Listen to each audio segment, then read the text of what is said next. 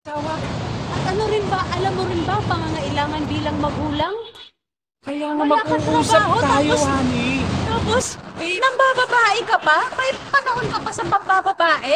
Ibig sabihin pala, wala ka naman trabaho. Papaliwanag ko sa'yo, oo. Basta Inaamin sabi- ko, pareho po kayong nasaktan, pareho po kayong mahal.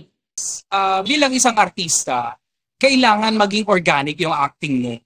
Kailangan makinig ka sa director, i-organize mo yung emosyon mo. Kasi may mga emosyon tayo na kailangan talaga natin gamitin sa pag-arte. Kailangan makumbinsin natin yung tao, yung mga manunood natin.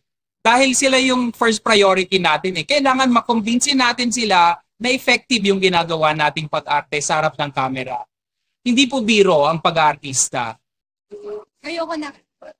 Di, mahal kita. Paano yung bata? Wala na. Pumuhay siya. Ayaw ko na mabuhayin.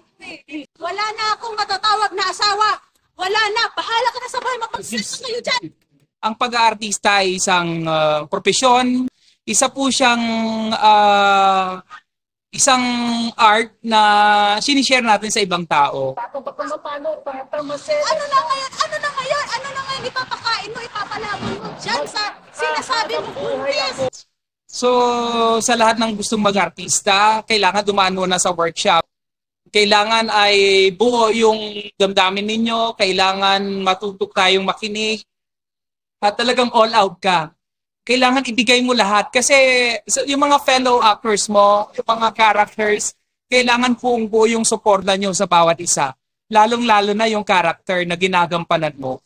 Kailangan mismo ikaw yon. Kapag nandyan ka na sa harap ng camera, moment na sinabi ng director na rolling, kailangan ikaw na mismo yung pinoportray mo na character.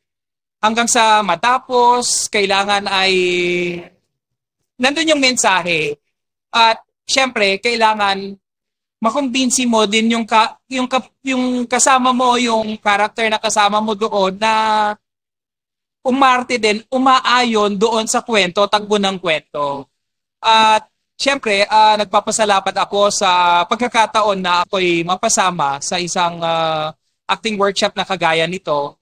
Napakagaling po ng director namin na talagang natutunan ko sa kanya, unang-una, kailangan bago ka pumasok doon sa camera, bago ka umacting, ay kailangan nandun yung kahandaan. Kailangan moment ka na. Kumbaga nag-emote ka na, alam mo na kung ano yung atake mo, may script man yan or walang script, ay kailangan talaga handa ka sa lahat ng sitwasyon. Kasi kagaya ng buhay, parang hamon ng buhay lang yan eh. Pag dumating ang isang malaking dago, kailangan handang-handa ka. Ganun ang pag-aarte. Kasi ang pag-aarte, ang pag-aartista ay parang isang takbo ng buhay, parang isang takbo ng sitwasyon sa buhay mo kung paano mo siya harapin at kung paano mo laruin yung buhay na yun. Maraming salamat.